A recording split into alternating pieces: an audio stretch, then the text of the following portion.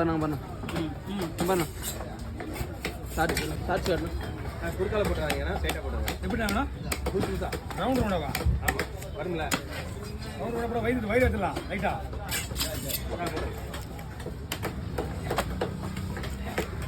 மண்டை எத்தனை போடலாம்? மண்டை உங்களுக்கு இஷ்டம், நீங்கள் நானும் அவ்வளோ போடலாம். முட்டை இருக்குதா? முட்டை கிடையாது.